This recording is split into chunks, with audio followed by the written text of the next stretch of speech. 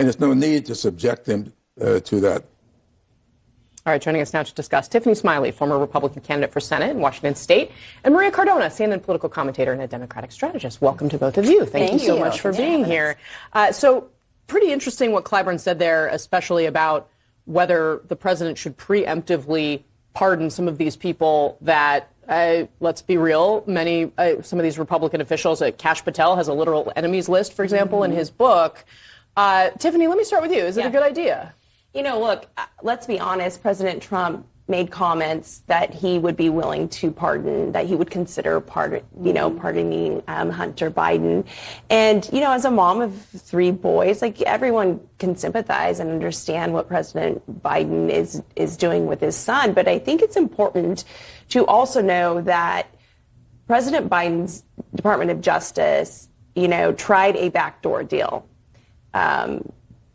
to help Hunter Biden, right? While simultaneously going after concerned parents on school boards, going after Catholics and pro-life activists. So, you know, at the end of the day, the Democrats have a hole to dig out of. And this just made it worse because President Biden lied repeatedly. And the D.C. Democrats need to wake up and realize that the rest of America is in a completely different place on this. And not only that, President Trump is going to be he wants to bring respect back, truth back into these departments. And what is going on with President Biden and Hunter is a clear case why the American people have lost faith in the system. Maria, do you think, how do you feel about what President Biden did here and the sweeping nature of it? I think that his mistake was not pardoning his son. I think anyone who has a heart, who has sympathy, who is a parent can understand that. And I think the majority of Americans understand that. And I believe the majority of Americans, especially those who are parents, would agree with this decision. It is hard to conceive that if you had this power and you were facing this as a parent. I mean, absolutely. I take your point there, but continue. Absolutely. I think his mistake was having been so definitive prior to all of this that he would not do it. Now, I don't think he lied. I think circumstances changed. And I think had the election gone the other way, we may not be in this situation. But when you take a look at the people who Donald Trump is nominating, and I'm sorry, but I find it laughable when you say that Donald Trump wants to bring truth back into the government. That's a guffaw right there. But when you see the people that he is nominating, they literally, along with Donald Trump, like you just mentioned, have a list of people that they are focused on revenge against, on retribution. And the fact that Hunter Biden has been this one thing that Republicans have been obsessed with as the way to get to President Biden.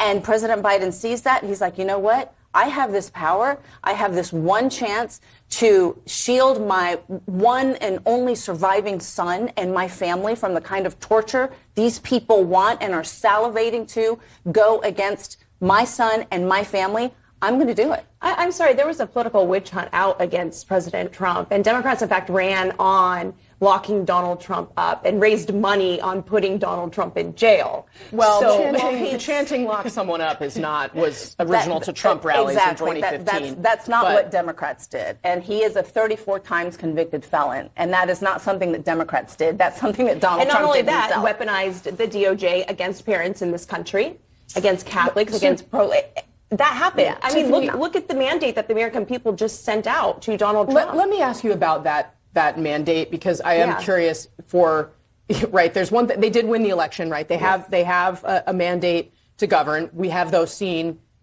There is a pendulum in our politics, and when a party in power overreaches, oftentimes the voters step in and they say, no, we don't want to do that. Right. There is this question about the Department of Justice and whether they're going to look backward at some of these people that the president has listed as his opponents, or whether they're going to look forward. You've heard Kash Patel say things like, we want the FBI to focus more on prosecuting criminals, right? That is certainly, something that he could do if he ends up leading the bureau, right? Saying we're going to prioritize this instead. What would you like to see Republicans do? Do you want to see retribution? Do you think that that's productive for the voters or not? No, and I don't think that's the messaging. What they're going to do is restore trust back in these federal departments for the American people. who have seen the mistrust over the last 4 years, who have seen it weaponized, politicized, right? They're going to take politics out of it. And you're exactly right. Kash Patel will say, go protect the American people. That's the mandate that was sent down. And that's he's also said we need to go after this set of people. So that's my question. Exactly. Right? What is the best approach in your view? It's going forward, and that's exactly what we'll do. I mean, look at Donald Trump. He elected an amazing chief of staff, Susie Wiles, who will help direct and get the right people in office. And in fact, the majority of Americans, I think there was a CBS poll, close to 60% of Americans actually approve of Donald Trump's transition, who he's nominating, and the process going forward. Well, hopefully it will be forward-looking, but like you said, Kash Patel and Donald Trump himself are still obsessed with what has gone before. And Donald Trump is somebody who, as we all know, is obsessed with an enemies list. That's something that Kamala Harris talked about all the time. Now, granted, the American people, from what I understand in the exit polls, they elected Donald Trump to take care of higher prices, to take care of inflation. Everything that he has talked about since his election has been everything but talking about that. Well, I guess we're about to find out. Tiffany, Maria, thank you very much both for being here so early. I really appreciate it. All right, ahead here on CNN This Morning, political turmoil gripping